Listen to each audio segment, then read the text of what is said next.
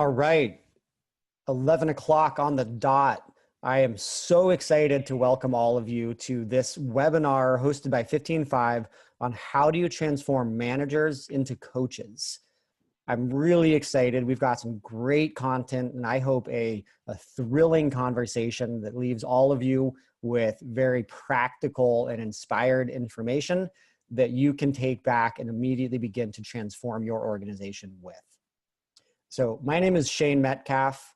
I'm here with Keneal and Lauren, and these are two phenomenal coaches in their own right. And I'm going to let them introduce themselves in a second, but I want to just give everybody a little bit of my own context of why I'm so excited about this. First of all, we have over 2,200 people registered for this webinar. And that's really exciting to me because it hints that this conversation is alive. The time for this conversation has come. I've been an executive coach for going on 10 years now. I became an executive coach probably way too young than anyone had a right to be an executive coach. And it was actually really what led me to starting 15Five was my path as a coach. And so I have a deep passion for the coaching world and the potential of coaching to create transformation and improve somebody's life. Because I know that for me, that's exactly what it did. Because I think that part of training as a coach is you get coached a whole lot.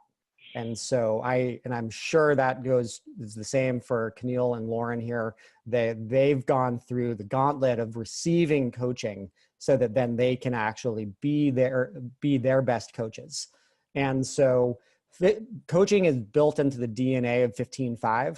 And I credit so much of our incredible culture we have. You know, we've had 3 people voluntarily leave in the last 7 years.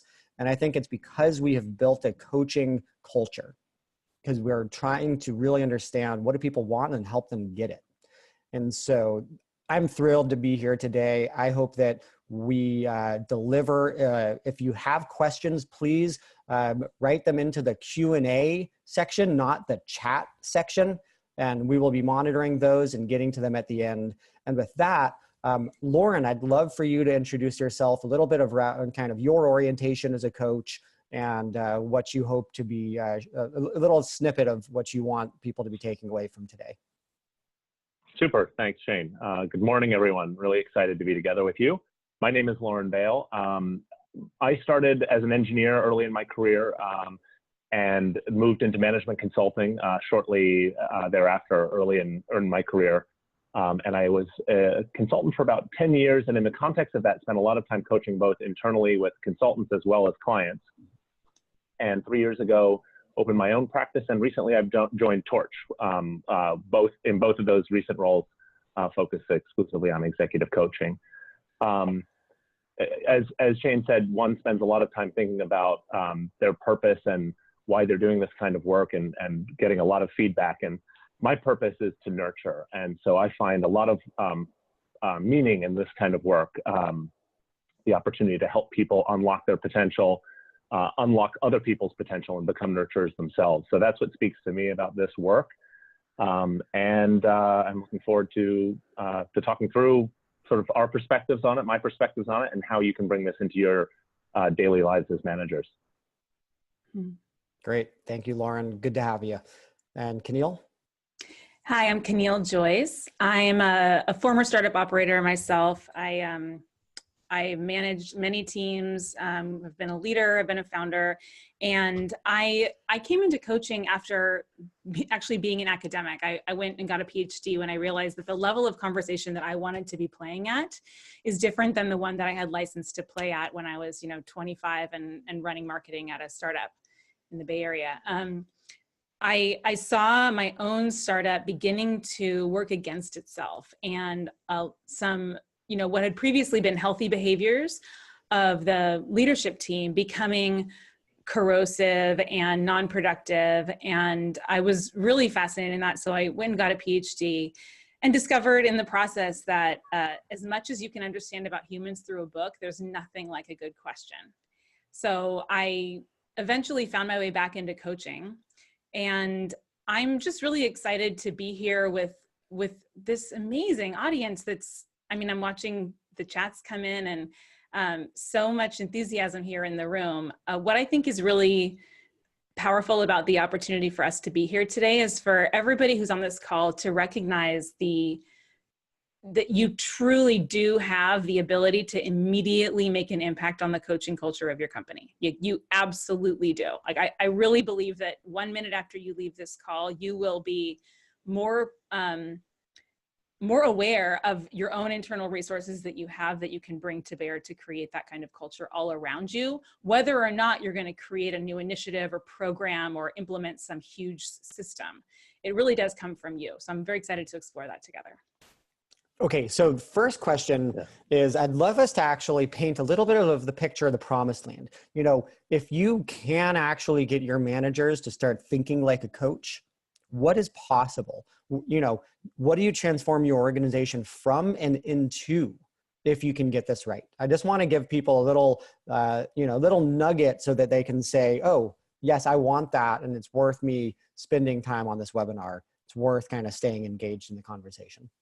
Mm-hmm. Keneal? Sure.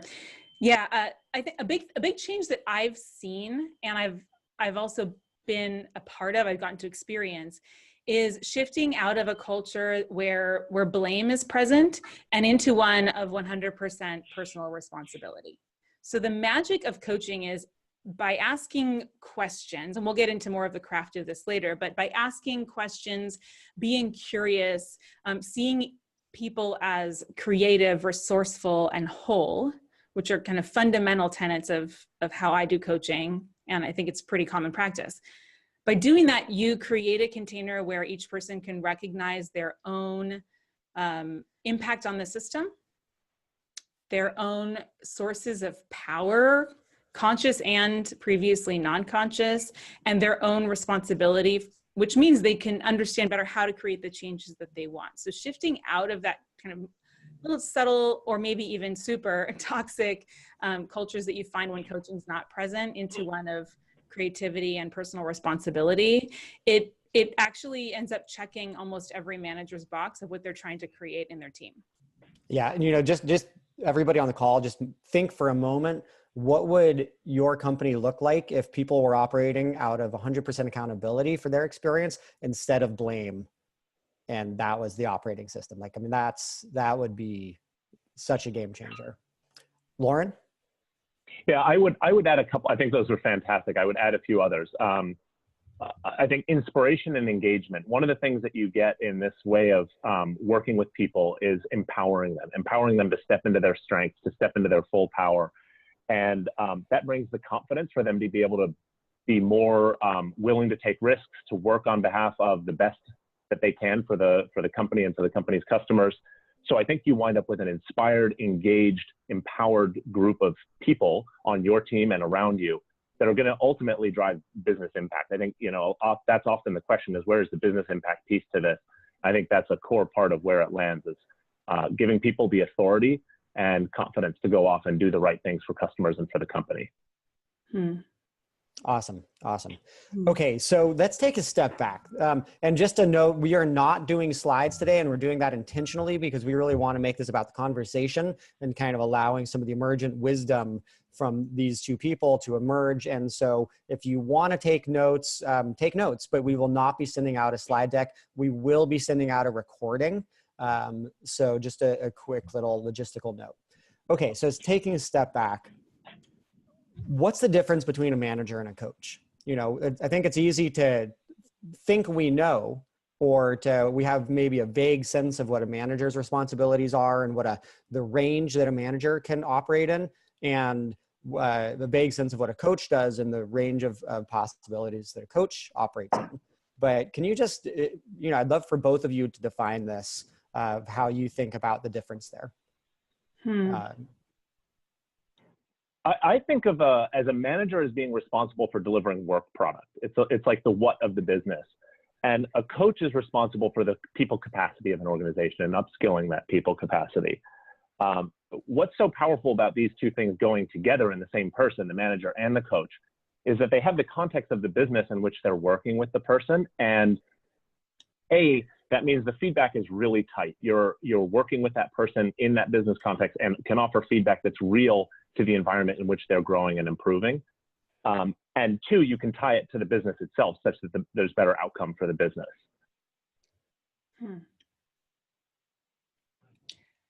Yeah, so I think that there's an interesting opportunity that companies have. Lauren, I'm curious what you've seen around this.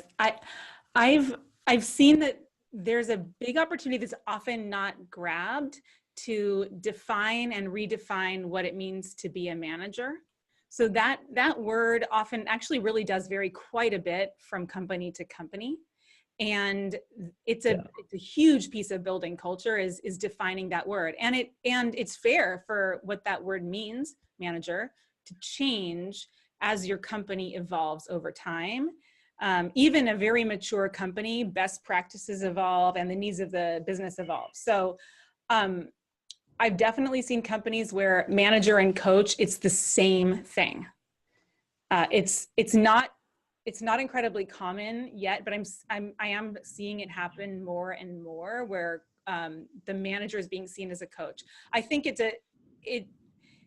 there are lots of benefits to that, of course. I mean, we're here all today because we believe in the power of that, but there are also other things that a manager, other styles that a manager can show up in that may actually be more of service in particular kind of edge case scenarios. And I would like to name a few of those just to celebrate that there's no one right or wrong way to manage. And the most sophisticated manager has a broad repertoire. So other ways to manage would be a more authoritative style, which is really useful in kind of wartime. You're going to wish that you had coached before the war gets there. I'm telling you that, but there is a moment where it's very important to be giving super clear directions and not a lot of inquiry happening. And there's also, and this is you see in early stage startups, kind of a pace setting manager who manages more by example. And it's like, keep up with me. I'm an all-star. Go as fast as you can. This is how we do it here. That works really well for small teams and teams where there's not a lot of need for breakthrough innovation or collaboration. It works well for kind of a heads down type of a task. So there's some nuances to this. I think that having been a coach and a manager myself, a big difference is that as a coach, my sole job is my client's growth.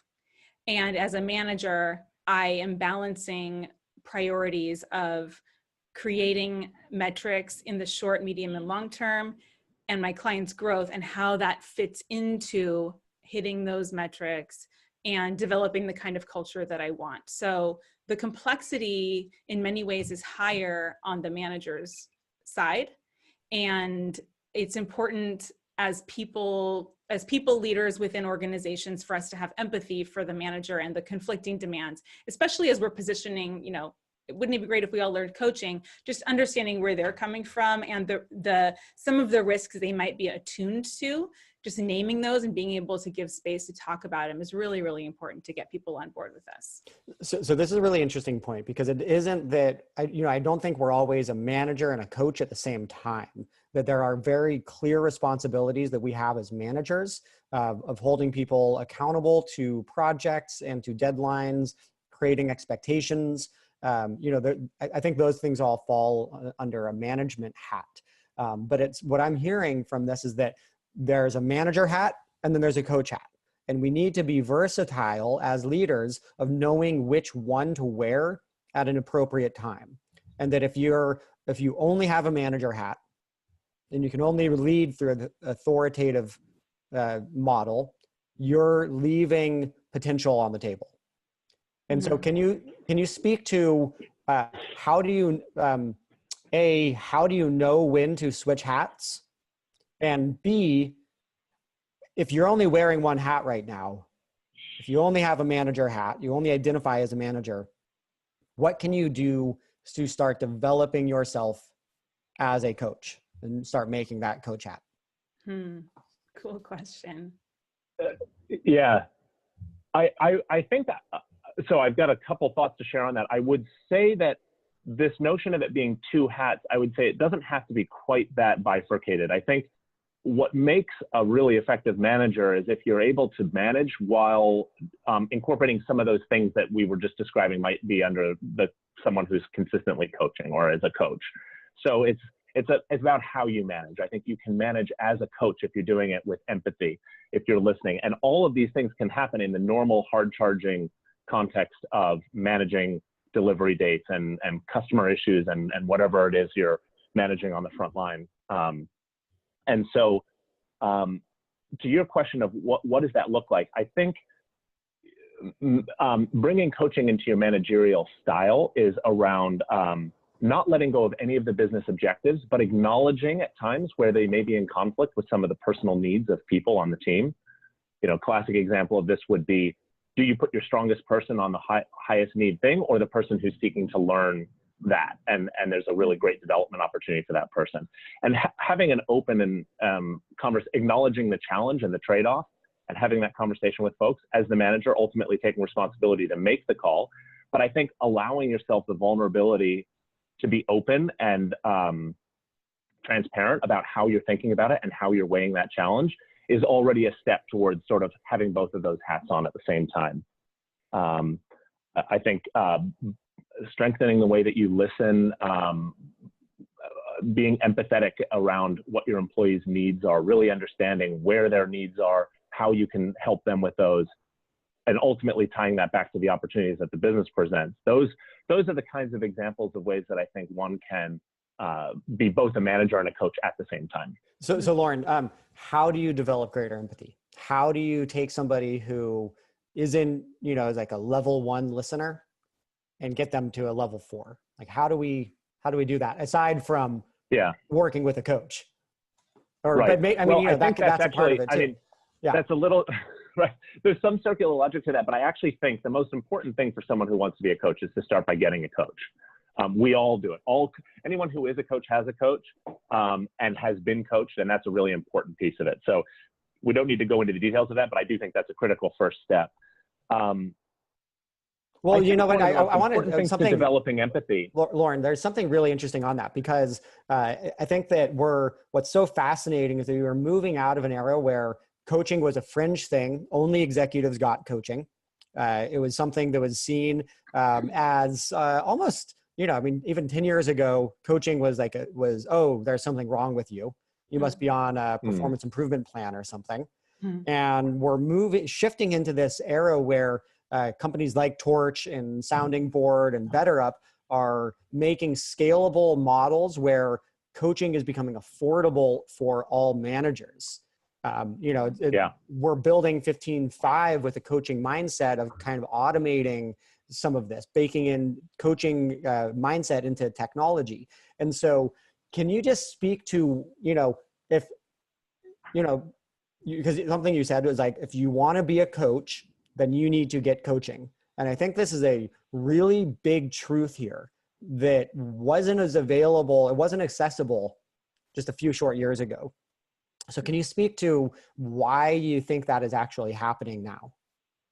Yeah.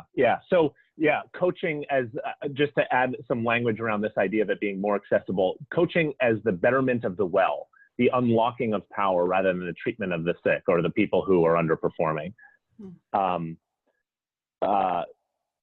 And your question, Shane, was basically, what was the question? Well, I mean, what is shifting that is allowing coaching? Like, why does a company like Torch think that we can make coaching available to all levels of managers, not just the C-suite?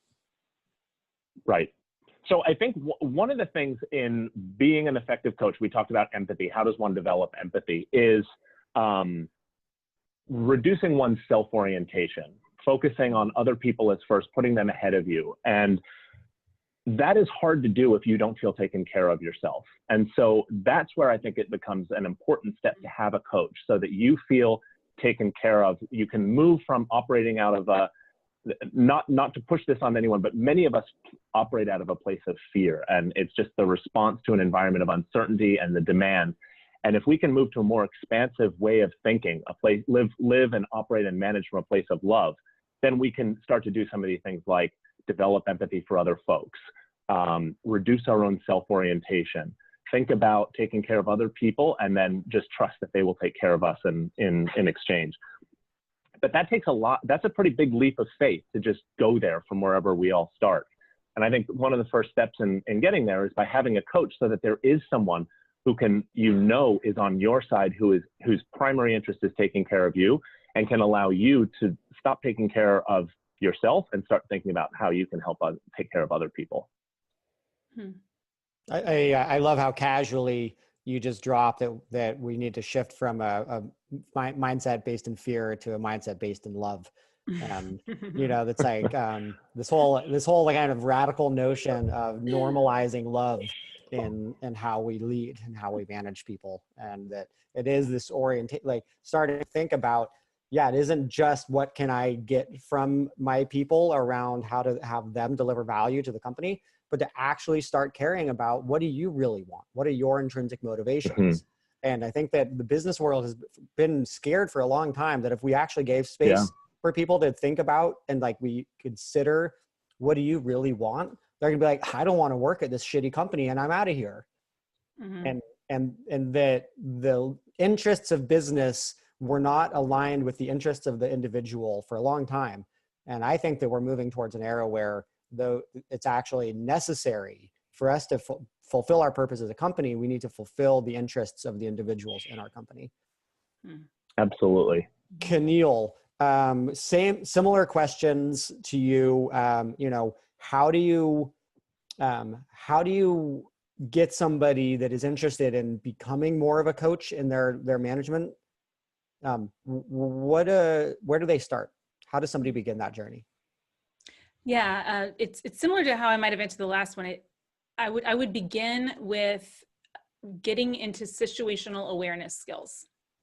So how do I know when to change my management style from a coaching style to an authoritative style to a pace setting style? It depends on the situation. And that's obvious. Everyone on the line is probably, half rolling their eyes. Well, of course it does. So, but the thing is that most managers have been hardwired over the course of their career to tune out situations in favor of more reactive behavior about the immediate task at hand. And so a thing that we can do to inspire and train future manager coaches is by getting into situational awareness. So I can even have everyone, if it's cool, can I do a really mini little exercise here? I will say yes to that. Okay. Only coach the willing. So whoever is willing this is my big mantra, only coach the willing. So whoever here on the call is willing, here's a little exercise that I want everyone to do. And it'd be really interesting, if it doesn't clog the channel too much, to see people's responses. So Shane, can people put responses into the chat? Yep. Great. People can write into chat. All right. So this is the simplest thing. It's called a 3-part check-in. And what's really neat about it is it's very easy to do. Anyone can do it, and it takes less than a minute. So the first question you're going to get aware of is your internal situation. So paying attention to your body sensations and your emotions. So not so much your thoughts, but more, fear, joy, sadness, anger. What's happening inside of me? Am I feeling tightness anywhere? Am I feeling heat or tingling? What do I feel? So let's go into our bodies, and I'll actually do this along with you. Let's go into our bodies. What do we feel? What's the situation inside of me right now? I feel swirling in my stomach.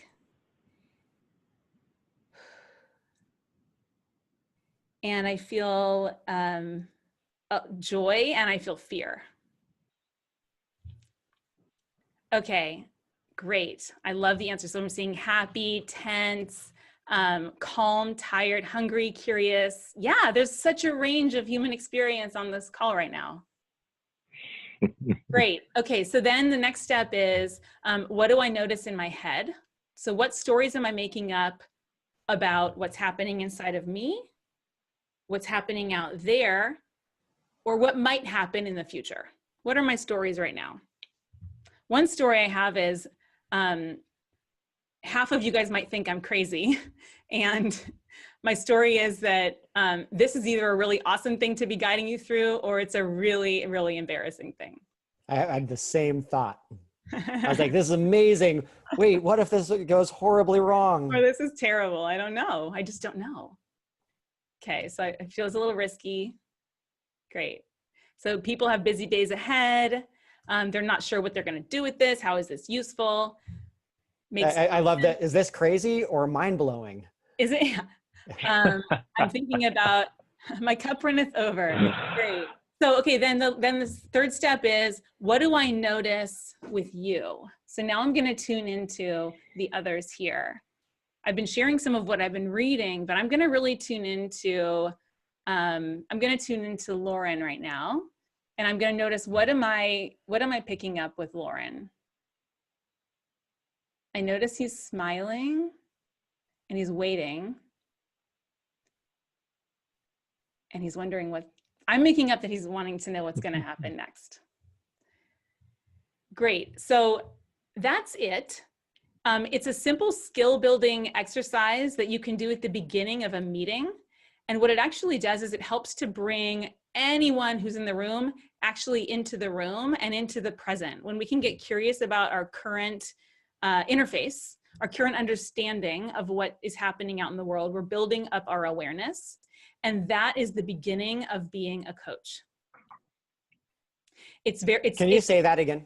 Crazy simple. So as we get into as we get more and more dropped into the present moment awareness of what's happening in here and what's happening over there, what's happening in me, what's happening with you, then I can start attending to what's happening with us. And now I have an opening to begin to coach.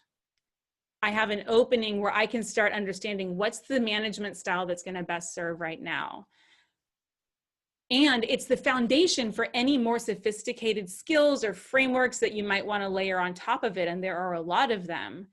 But one of the things I love about 15.5, just to give a plug, and I'm not in any way employed by them, or I don't get a discount on anything. I just really love this product, and I have for a very long time. A lot of my clients implement it. One of the things I love is that it takes the information piece, it front loads that into the tool, so that when I meet with a human, I can have a human experience where I can get attuned and aware of what's the current situation with you and with us and with me when I'm around you. Because we tend to pack so much needing to get content out of any human interaction as managers, and it relieves a lot of that, so that now I can create that space of awareness so that we have an opening to do actual coaching and growth work together.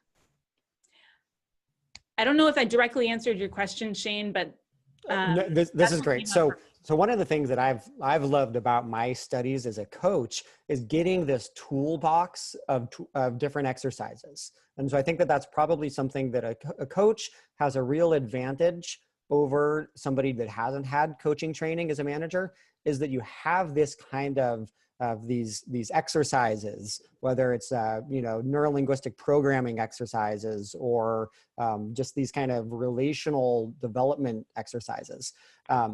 So I'm wondering, like, to steer this in a direction of Lauren, what are some of your favorite exercises that you run with people? And, so that we can start to say, hey, here's a couple of basic tools that everybody on this call can begin to use starting tomorrow. Yeah. I love the check-in one. That's a new one, Camille. I haven't seen that set of questions, but have a slightly different version. That's neat. My favorite is actually something that I use in a variety of contexts, but it basically is aiming to get at the heart of meaning or purpose. So it can be done within goal settings for an organization. It can be done within one's personal life. It can be done within one's aspirations to be a coach and how you want to show up to the people on your team. But it's a visualization, so it requires a little bit of willingness to go through a guided visualization that you can lead for the folks on your team, for example, when you're doing your culture setting or your annual objective setting. I really hope that you're going to lead us in it. Now. I think it's just a little bit too long. as with many visualizations, setting the mood and getting it all sort of to land is quite important. But Keneal already got us like totally warmed up. We all have situational awareness. We know what we're feeling in our body. We know the thoughts in our head. Shall we try I've never done a 3-minute version. We could try it just to give it a run. It's fine. Let's do it. Okay. So this will be a guided visualization. It works best if you can close your eyes, and then I'm just going to preamble with a short beginning to this story, and then ask you a few questions. So because we've got a variety of different folks here, we'll do this in the context of your personal life. Close your eyes, take a deep breath, slowly exhale, and now picture yourself standing somewhere beautiful on a path. And as you gaze forward, you see this path meandering on. And you feel a sense of curiosity to see where this path leads. Mm. And allow yourself to start walking down that path. Take notice of the views that are around you, sense of wanting to follow the path and see what's ahead. And as you walk forward, you see a cottage up ahead. You can see, as you get closer, that the lights are on. You're starting to hear voices inside. Can't tell what's going on just yet, but you feel warmth, positivity towards this cottage and what's going on inside, curiosity to see what's inside.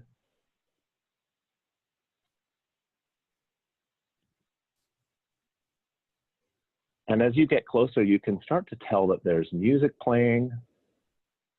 Many people are there. There's warmth and light. And you approach the door. And as you open the door and step inside, you realize this is your 80th birthday party. And the room is full of all of your family and friends, everyone in your life who you love, everyone who loves you. And the music is turned down and everyone gathers around you to hold you and love, to celebrate you. They're all there for you. You feel that warmth and sense of gratitude for who these people are in your life. Look around the room and see who's there. Who are the people in that audience? And now one of those people steps forward. And they want to share with you what impact you've had on their lives. Take a moment to listen to that person and what they have to say to you.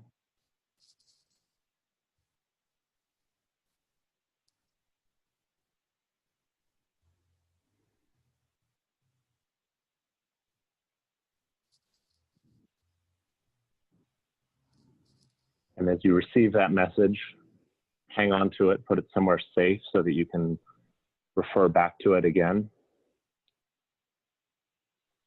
And the group gives you a collective hug. You feel the embrace and appreciation of all these people in your life.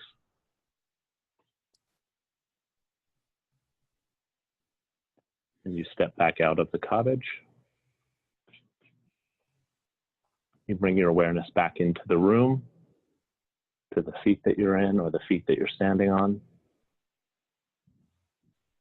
And you bring yourself back into where we all are right now, but hang on to that piece of gratitude that you heard. So Lauren, just to pick up on that. So, that is an exercise that I would never expect to do with a manager. And it's an exercise that I would hope that I would do with a coach.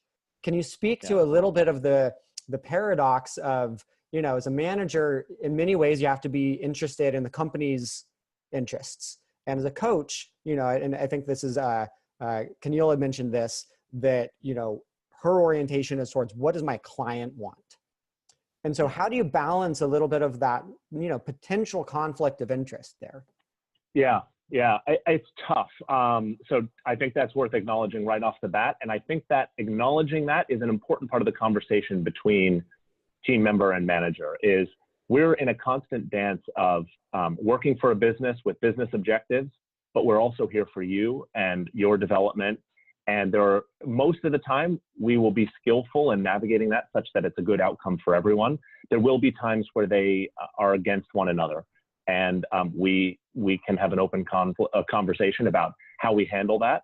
Often the business will take priority, but I, as your manager or coach or leader or whatever team member, will do everything I can to make that up to you in the ways that we have the control of doing so. So I think being very real about the fact that there is sometimes a conflict here, we can often manage it and we can get better as a team at managing that, but at times it will be difficult to do.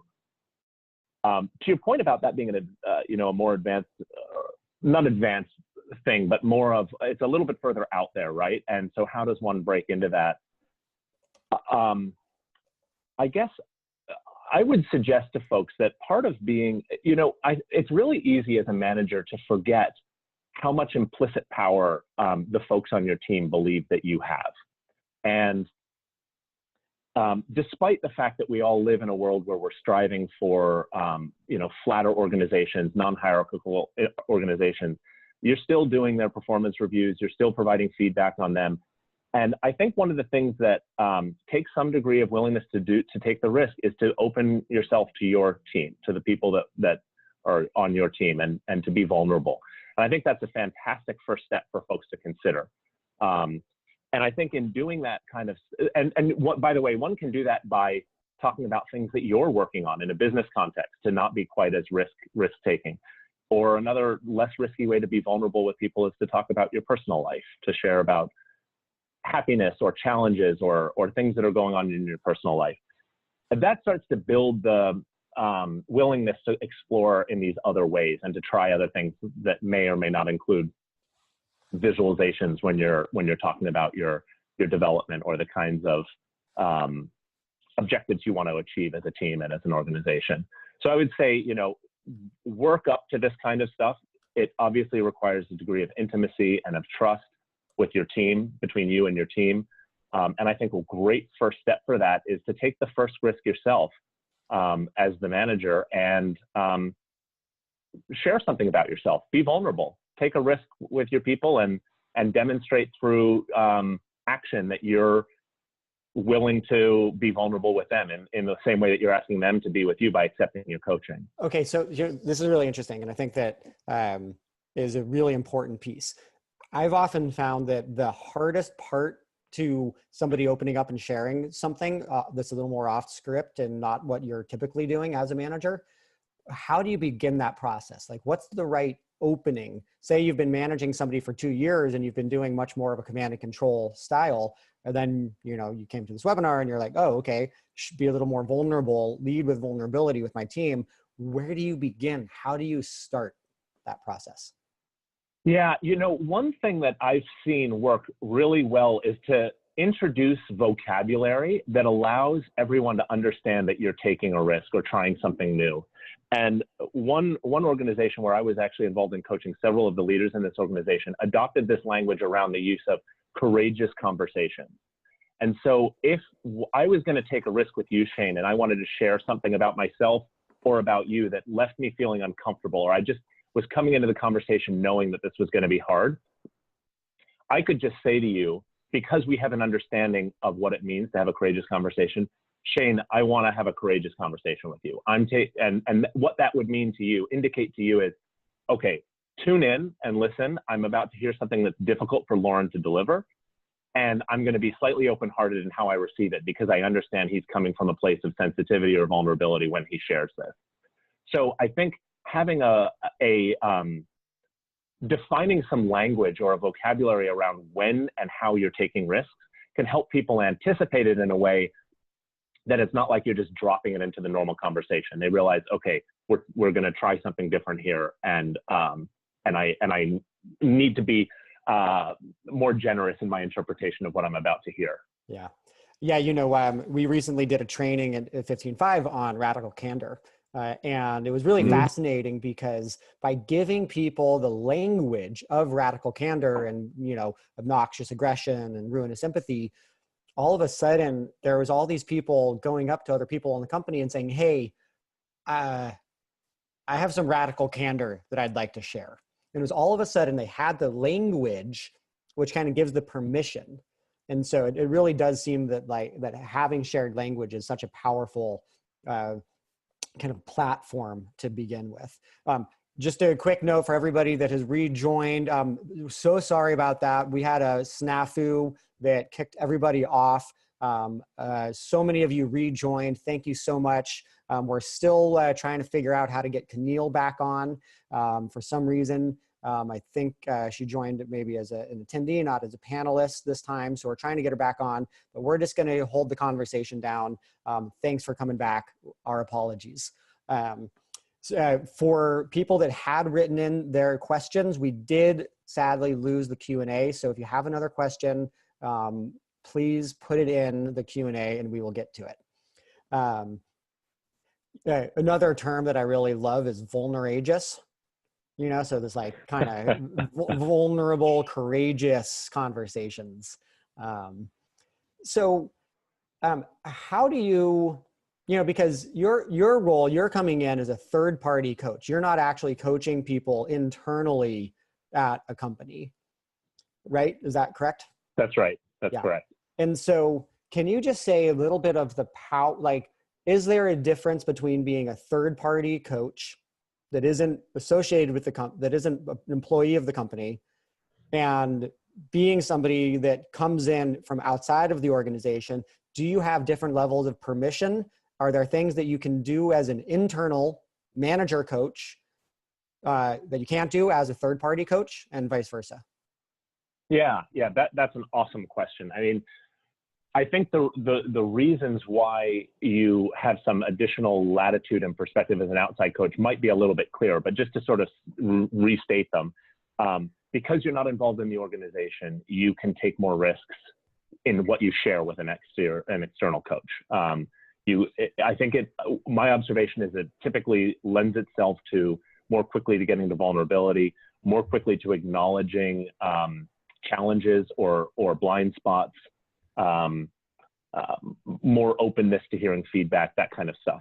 So I think those are the real strengths and benefits, as well as the actual expertise, right? You're getting someone who has invested in developing the skill set to do this effectively and is committed to it as a focused career, or as a focused path in life. What we haven't talked about as much, or I think we were going to get to, was, why does this matter for the frontline manager, and why is it different? And I think, I mentioned the context of being in the business with someone as generating real situations for all of the things that that coaching is so powerful around giving feedback, around direct observation and specificity, around connecting the loop between someone's behavior and the business, and how that can be improved on both sides of that equation. All of those things are uniquely accessible only to someone who's a manager and in the business. There's one other value prop I want to give to coaching as to why folks should be thinking about this for themselves, because I think it's actually a critical career skill for all of the managers in the world, right? And so why is that? Well, I'd say it's at least three things. Number one is followership. We are living in a world where highly skilled people are not in abundance. Everybody wants them, and there are options. And if you are the person who's investing in people, thoughtful about their development, honest and transparent in the way that you communicate with them, you are going to develop people that want to work with you and follow you throughout your career. This is not just about your success of the manager role that you're in now. This is a lifelong career and a followership for life that we're talking about. The second is, it's what people expect. People are expecting coaching. They're expecting feedback. They're expecting some degree of self-realization through their jobs now. It's not the way that the world used to be, where you go to work and work is work. Work has become much more than that, particularly for the type of people that are on this call. And as a result, it's what they're expecting of you as a manager. And then the last is, I think, we've talked a lot about this as far as managing your team and coaching in your team. But I think what's so powerful about coaching is it levels you up as a leader. This is a skill that you can deploy with the people that manage you, with the CEO and founders of your organizations, with your peers.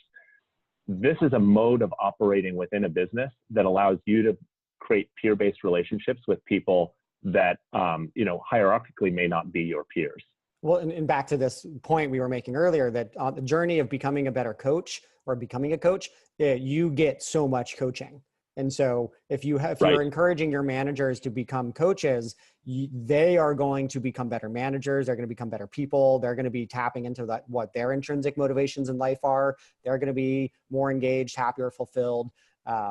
So it's a really cool point. Fantastic point. Yeah. I want to transition us into some Q&A because we don't have too much time left, and there's some really good questions that I'd love to get to. So Michelle Bueller asks, can you speak more on helping others be more accountable instead of blame, switching from below the line to above the line, blame to accountability? Mm-hmm. And if we can make these somewhat snappy and just packed with wisdom, mm-hmm. Then we can hopefully get through a lot of these. Great. No pressure. No pressure. I can take that one if you guys can hear me now, or am I in? Yeah, you're good. Great. And welcome back. Thank you. Thank you. We survived somehow. So I was with you most of the time. I just was clearly not a panelist. So how to shift from blame to accountability. One key question here is, how did you create this? So in any situation where someone might be blaming someone else or feeling blamed by somebody else, that person also had a role in creating the situation. Often when we go to blame, it's when we're taking less than 100% responsibility for all the pieces that we actually had control over. So a really useful, and it's actually a very creative question. So it's important that you're coming at this from creativity, not from blame. The question is, how did you create this? And one of my favorite games to play with this that I learned from the conscious leadership practices is, teach me a class. If I wanted to learn to have exactly the same experience that you just had, the one that you're having blame around, how could I recreate it? Almost like write me the recipe and how I could recreate it. And let's see what we can learn from that. Probably there's some power that you weren't claiming. And that helps the coachee or the employee to, if you can really hold that space in a creative way, to get more self-aware about what they can be accountable for. We're going to teach a class on how at the peak of your webinar, you can drop everybody at an emotional peak. We're going to teach a great class on that. Okay, that's an amazing segue into the next question, which from Luis Carmo, and asks, there's a lot of people based on my experience that are not open enough to be coached and be able to answer powerful questions like, what is on your mind, or how did you create this? Mm-hmm. How can we bypass this huge challenge, or how can we work with somebody in that that is less open to that kind of a powerful question? What a sensitive either of you. It's a great question to ask. It's so important. I mean, whoever asked that question, it's a very attuned question, and I really appreciate the attunement there. It's all about just creating a little bit more opening. So that can look really different, as you're pointing out. There's a really broad spectrum there. So for somebody, creating a little bit more opening than there was before might be, instead of taking this meeting, sitting across from each other at a desk, we're gonna sit, kind of at corners. I'm gonna sit here and you're gonna sit this. We're gonna be like a little bit closer. We're going to change up the scenery, or we might go for a walk. It might be that I take out a piece of paper, blank paper, and as I'm talking to you, I just write a word down and we're both looking at it together. That can feel very vulnerable for somebody who's not ready for this type of question, or who doesn't want it. Maybe for some people, that's never going to be the style with which they want to receive coaching. I just love the attunement that you're bringing in by asking that question. Yeah, I just add one quick thing, two quick things to that. One is, I think it's important to allow people to be where they are. That's where you were going with that one, last one, I think, Camille, right? And so respecting there may be a reason that they're there, and giving them the space to be there, providing openings, as Camille described, to move, and opportunities to move from there, but also just acknowledging that may be a space they choose to be in. And then the second would be to invite feedback on yourself. I think that's a really productive way to start these conversations, and to lead by example, that you're willing you're not asking them to do something you're not willing to do yourself. Yeah. I also think that there's the culture that we exist in is such an important piece of this. At 15.5, we make it as a part of the agreements that we make as a company to each employee and the agreements we ask from employees to make to the company. And part of that is a willingness to be coached, to coach and be coached, that we are engaged in a process of becoming better versions of ourselves. And that requires continuous feedback and leaning in and engaging with conversations that aren't always comfortable. And so there's a shared context that we've set or that point towards our values as a company. And so there's a collective permission that is granted here. And people kind of know that they're coming into some of that context. If you haven't set that context up from the beginning, it's a little more difficult, and it's never too late to create that collective context. Mm-hmm. I have another little tip to add to this one. So a small way to start with this is by adding, if you're walking through some material with somebody, such as a performance review or a set of goals, yours or theirs, one thing that you can do to create more of a coaching relationship is to add a beat where you're just silent and you're noticing them and you're asking a little teeny tiny question, like, anything come up for you when I ask this? Does this ring true to you? How does this sound to you? What are you learning here? Any little teeny beat and question to check in about how something is received, you're now transforming it into a coaching conversation and out of an information session. Yeah. And consistency is really important here too, because these kinds of things, like emotional intelligence is also emotional muscle, and it needs to be exercised. It needs regular use. Point. And so, that's why with 15.5, why we really believe that like the asynchronous weekly check-in is so powerful, because the first time you get asked, how are you feeling? Or what are you stuck on? Where are you challenged? It can be a little bit like, whoa, I'm not used to divulging this information.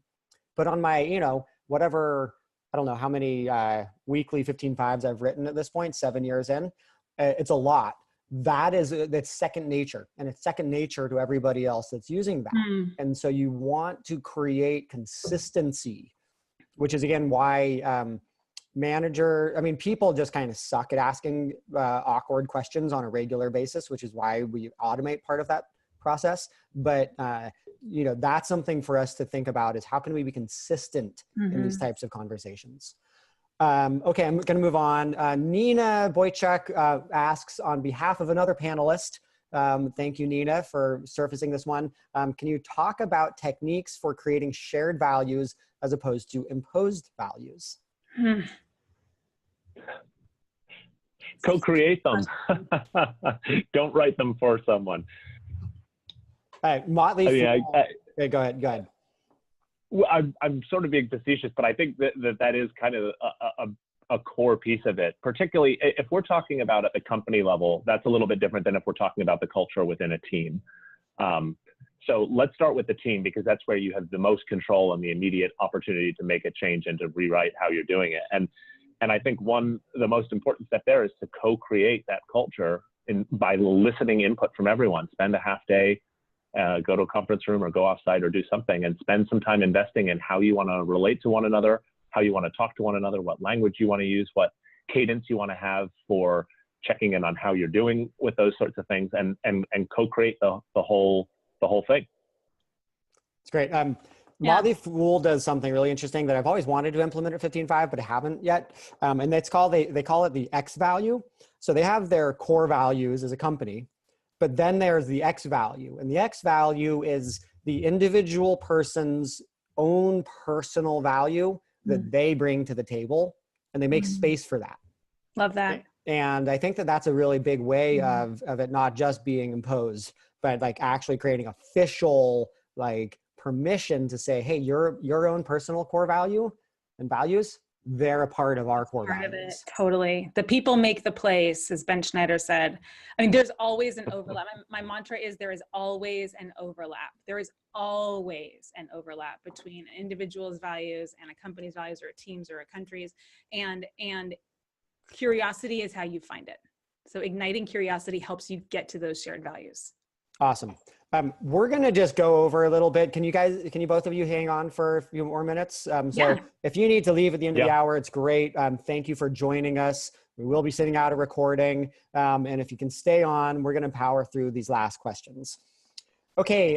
Taisha Josephs asks, any suggestions on how to coach different generations?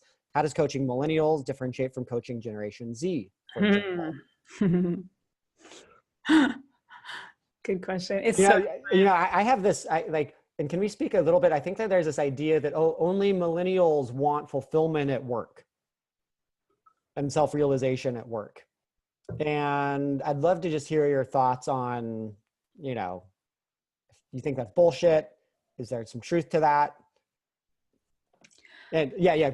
Sorry, don't answer my question. Answer Taisha's. Well, question. I do think that's bullshit. I do think that everybody fundamentally wants fulfillment in their lives. And for most of us, a lot of our lives happen at work. As we've had our major social institutions collapsing and dissolving over the course of 100 years, churches, education systems, towns, nuclear families, extended families, people are really looking to their work to find purpose, fulfillment, meaning, and affirmation of who they deeply are on the inside. And so this is why all the more important as a manager, and also just such an opportunity, just such a freaking opportunity to be a manager these days, and forevermore, I firmly believe, to be able to give somebody that container to find purpose and fulfillment. So is it different coaching people from different generations? Oh my goodness, in my experience, 100% fucking yes. It is so different. That said, millennialism, which we probably know more about at this point than Gen Z, is actually probably better described as a personality attribute or a set of values than an age demographic. So you'll find millennialism, up and down the age range. I think that the difference is that in general, with that caveat aside, in general, when I am coaching a millennial, they are already kind of deeply into it. A lot of them are following coaches online. They have read a lot of personal development work. They're very hungry for feedback, all the things that you've read and about. And what that means in my experience is you get to push them so much harder, and they love it. And they love being challenged. They love feedback. They want the affirmation. They actually are pretty sophisticated consumers of management, coaching, and leadership. And that is such a fun place to play. It's like if you're a tennis player playing with a really great counterpart, it's a fun game. You can learn a lot from them. Certainly my millennial clients are essentially coaches to me. I mean, I learned so much from them. Shout out Terry Lee. So yes, I think it's really different. And then the Gen Z thing is, how I've been experiencing it is their entire lens on life, and I'm generalizing, is through the lens of entrepreneurship. And so they're seeing themselves and their career as an enterprise. And they are the portfolio manager of a variety of enterprises. And that's also a really exciting place to play, where you're almost wanting to act more as a partner or an advisor to them in this one job, which is probably one of many well-developed interests at this point and ventures. And boomers, they want purpose too. So yeah, it's very different up and down the spectrum. And, we can definitely talk more about that another day. It's a really interesting topic. Yeah, it's great. Michelle, love your comment. Seems to be a lot of managers need therapy before coaching. I couldn't agree more. I think all founders need therapy before starting companies. And that's part of my secret ambition is how do we create healing organizations where we actually can resolve some of these deeper things, whether it's in the company or not, but that if we heal ourselves, healed people heal people, and hurt people hurt people. And so I just wanted to quick shout out on that one. Okay, Alina asks, I wanted to know if there's any specific recommended frameworks or tools to be used in coaching. Phases, KPIs, objectives. We started a discussion about exercises and toolkits. I'd love if we could reach back to that and give more examples or resources. And we can include some of these resources in a follow-up email when we send out the recording as well. Resources for learning coaching as a manager? I think that, like, you know, I mean, visualization exercises, the three-part check-ins, you know, so I think those kinds of frameworks, you know, KPIs and objectives. I don't know. I mean, that's part of, like, we talk about a lot about self-development objectives at 15.5, which is actually a really important one.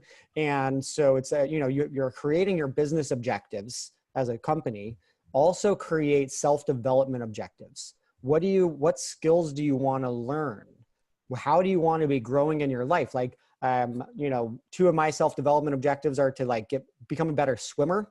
And I put that in my 15.5 and I'm checking in on that weekly. So it's part of my business flow, and to improve my memory and to take some memory, like master your memory courses. And so it's about bringing those things explicitly into the domain of my workflow. That's one of my favorite tips on integrating more personal development coaching stuff into your business process. Great. Yeah, I have a lot of different tools I could refer people to.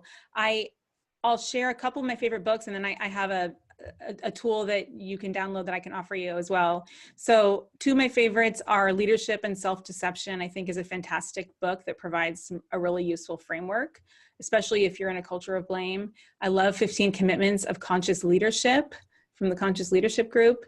Yeah, Shane and I are both big fans of that one. And then I have a guide for running a one-on-one on my website. It's just a downloadable cheat sheet, Keneal.com. And Wait, you actually got Keneal.com? I did. That's amazing. And I have Keneal well, I'm not going to reveal my personal email on this, but yeah. It's a good one. And yeah, so and that guide actually aligns really well with using 15.5. Even if you haven't started using 15.5 yet, it's going to set you up really well as a foundation for what do I do in the meeting? And then later on, you can plug in 15.5 if you're, like, going to sign up next week, for instance. But I think that the number of tools available is not the problem. There are so many. It's really about aligning what are the tools that are going to celebrate my company's culture and values, as well as invite us into that space between my big vision of where I think we could go and where we currently are now. So just so much room for creativity and so many resources available out there. It's great. Lauren, you got it. I'll add just one quick one, because I just recently did Stanford's introductory iLead program. It's out of the GSB's touchy-feely program for folks who know that, but they were early pioneers in this use of T groups, which are basically unstructured groups of people that spend, it's like a 3.5-day program where you just get into feelings. And as far as just a crash course in learning how to articulate your feelings, get in touch with yourself, and then take the risk of sharing that openly, that was quite a powerful program. That's great. Wow. Okay, Fiona asks, would you recommend aligning the coaching components you've shared to the various quadrants in the situational leadership model? When to direct, coach, delegate, release, and identify when to ask for direction, coaching, ability to take ownership, be the sage/guru, etc. I'm not familiar with the situational. Are either of you? With the situational leadership model. I'm not super familiar. I wouldn't. Yeah. That one. Okay. Carly asks, any tips on coaching someone who is only a few years younger than you that you also manage? So I think kind of coaching a peer, maybe somebody that's more of a peer in age-wise. Mm-hmm. Yeah. Or even older. Well, it sounds like so if you're open to a little coaching, Carly, I think that what's really interesting to me is what might be underlying the question. Like, what are the stories or assumptions that are underlying the question about what makes that a challenge? And I've never met you. I don't know you. So I'm not going to speak as much to you, Carly, of course, because I can't, but more to people that I've coached on this. And I coach a lot of young CEOs who manage people that used to be their manager at a different company, you know, who are 20 years older than they are. So it's familiar territory. But the cool thing about coming at this more like thinking to yourself, I'm a human first and they're a human first. My role as a human right now is I happen to be their manager. And that means that the best way that I can cooperate and support them is by managing them, which means I'm going to give some direction. I'm going to hold a clear vision and some goals, and I'm going to give feedback and all of the great things that managers do. But it's a really good time to open your eyes really wide and get curious about what it's like for that person on that side, being managed by you, and what might be in the way. And then what's up for you. And the vulnerable end of the continuum here is you name it. You say, I'm noticing that I believe that there's a few years of age difference here, or you're very close to my age. And sometimes I get nervous about that. I'm wondering if you ever do too. I'm wondering what it's like for you, and what can we do to work better together? That's kind of the edgy end. The non-edgy end is you can create really clear operating agreements in that relationship of what your role is going to be and what their role is going to be. And then you can keep referring back to the agreements. Even like if you're working on a whiteboard, so it's less kind of confrontational feeling, that can make you feel more comfortable. And it's all kind of about like put that the authority piece that's currently making you uncomfortable while you're working on that in the background, put that onto a piece of paper, onto a kind of an objective third source. Yeah. Okay, in the interest of time, I'm going to move on. Let's see if we can get through a couple of more. Okay, how much coaching do you do with someone before transitioning into manager mode? So I think like how much, like what's the right ratio of coach to management, to manager hat wearing in a, say, a one-on-one? And I think that this one depends on the situation. Sometimes somebody would need a lot more coaching because you need to ask a lot more questions. They're maybe not in that 100% accountability mode. And so I think this one's very situationally dependent, but do some coaching, not just pure managing. Yep. Cheryl asks, my company manager always coaches people when something went wrong. She gives very good advice when she does.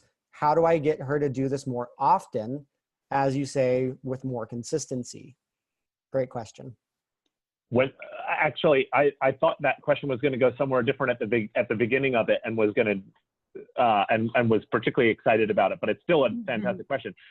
I think I'll start with what I thought you were going, which was don't only coach when things are going badly or when there's a problem to be solved. Right. What's so powerful about this is that you can use it to develop the relationship, to develop your capacity as a coach, and to develop the culture of the team before anything goes wrong. And so spending time talking about and debriefing the things that went really well is an awesome way of doing this. It doesn't always happen. It's not available to everyone in their relationship. So when things are going well, use those moments to share that feedback, to have those constructive conversations. It sounded like the question was, well, if we're having those conversations when things don't go well and they're productive conversations, why aren't we doing it more often? And I think that perhaps that's as simple as just sharing that feedback with the coach and with the manager, particularly since you're sharing with them a strength of, hey, this is something you do really well and has been impactful for me and for the team when you've done it, and we'd like to do more of it. We'd like it for you to do more of it. Yeah, and if I was that person's coach, I would say, hey, look, you give great coaching, but you're only giving it when something's going wrong. I challenge you to have 5 coaching conversations this month that are actually proactive conversations that aren't about something wrong. Yeah, it's great. Okay, Jennifer says, my organization says they want to create a feedback and coaching culture, but everyone says we are too lean to have the time, and we're going to need to add capacity so folks don't feel like coaching or learning is going to take more time away from their day jobs. How do you recommend starting to break this cycle of thinking? Great question. Have you ever seen the Far Side comic I don't know if it's actually Far Side, but it's like somebody, you know, like two cavemen with a wheelbarrow with a square wheel. Mhm. And there's a caveman behind him with a wheel, a round wheel. He's like, hey guys. And they're like, can't stop, too busy. And they just totally ignore the person who could really actually help them. Yeah. The perfect introduction to the answer. The context of there's a scarcity of time is a really powerful and pervasive one. So first off, it's, you know, the first step is not address the scarcity by trying to create more time or trying to do things faster, but actually just like get, you know, either notice it yourself or get others to notice it. It seems like we're rushing a lot, just awareness. And then, you know, truly coaching saves a ton of time. There's so much communication that happens between managers and employees that is unnecessary. And that's the stuff that a manager's telling an employee what they already know. You know, what doesn't often happen enough in urgency type of a situation is it going the other way where employees are sharing what they already know. We start getting squeaky wheels who are complaining a lot and asking for a lot of one-on-ones, which makes things get busier when we're not coaching. So problems keep emerging. Now, of course, like there are fast and slow ways to coach. And the more that you're willing to be bold and aware and human and very, very present, the more you can kind of get away with in terms of speed and coaching.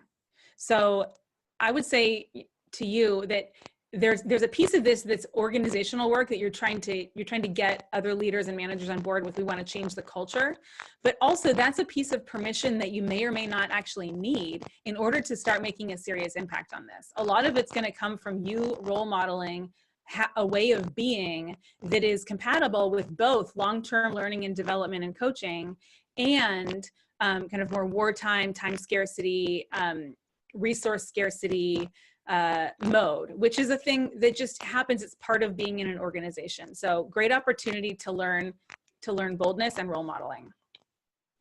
That's great. Okay, Carol Cottam asked, how critical is being authentic in moving to a role of coaching from managing?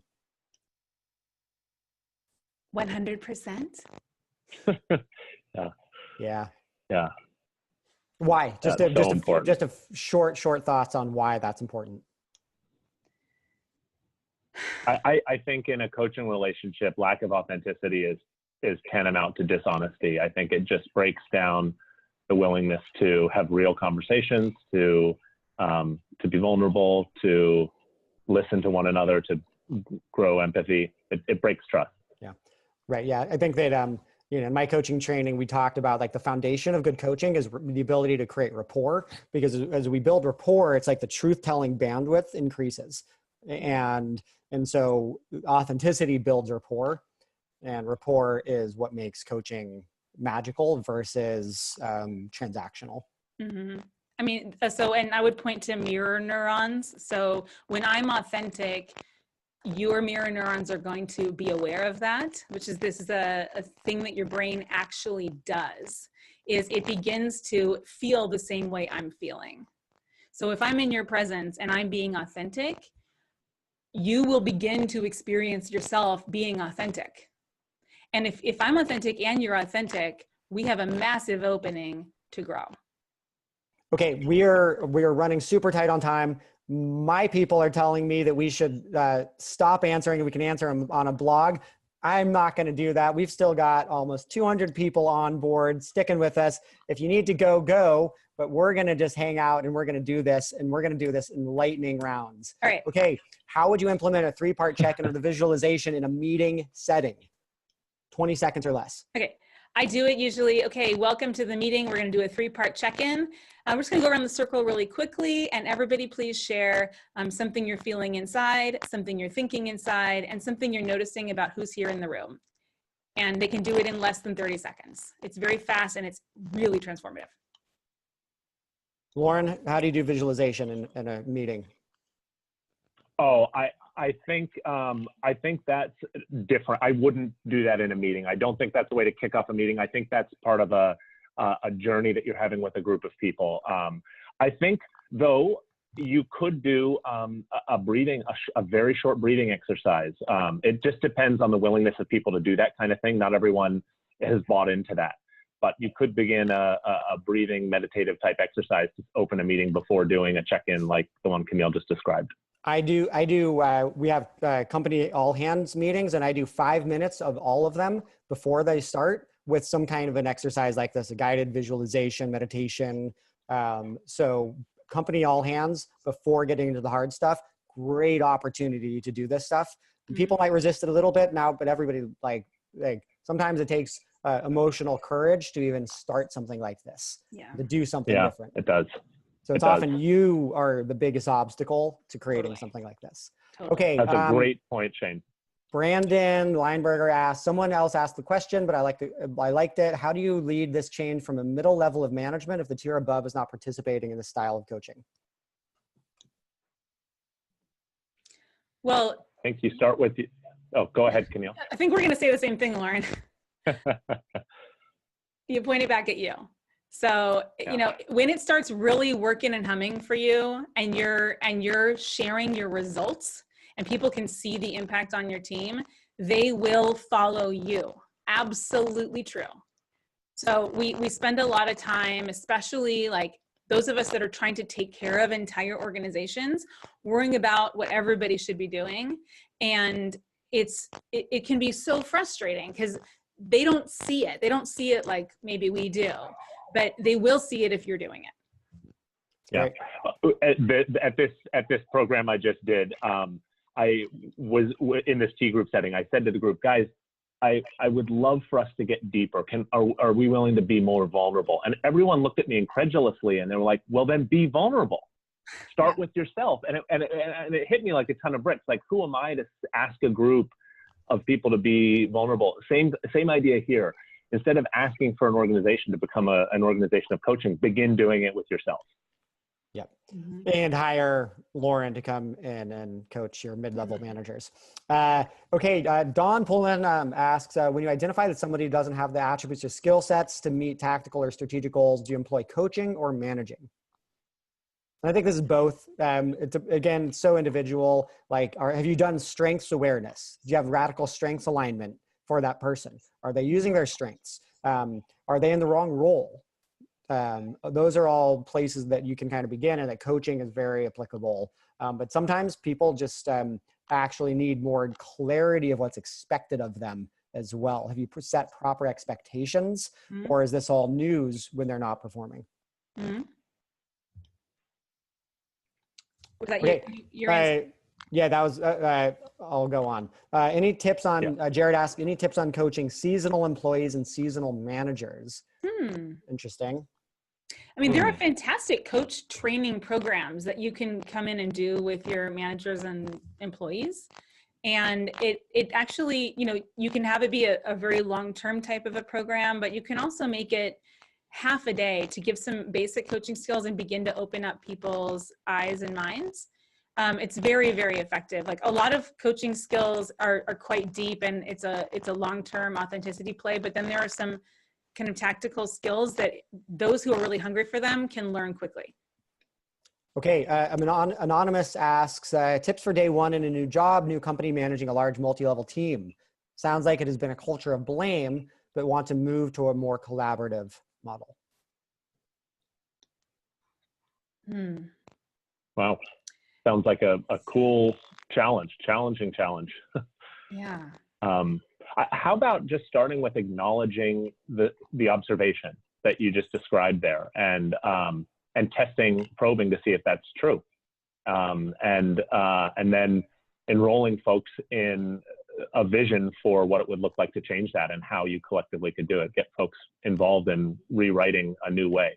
And I imagine that that's something that happens one-on-one in you know, many one-on-one conversations, as well as small groups and big groups. And you know, untangling a blame culture it's a very personal experience for each person who's there in the room. and everybody has different learning styles and ways to get open about it. Yeah, I love that. Like setting a vision, that's just huge. And yes, start with yourself, but there's nothing like executive buy-in to Yeah. help shift the culture. And so find the people on the leadership team who are interested in this and start that conversation and start sharing the vision of what you see as possible for the company and why that's critical to the business success. Because look, people friction will slow your company down and you are not going to be able to compete at the speed you need to be innovating and building product in order to win, just straight up. Okay, Nina, when giving constructive feedback when things go right, do you only have this discussion with the involved employee, or can it be beneficial to discuss publicly with the team so others can see how someone did something well and can take it on themselves?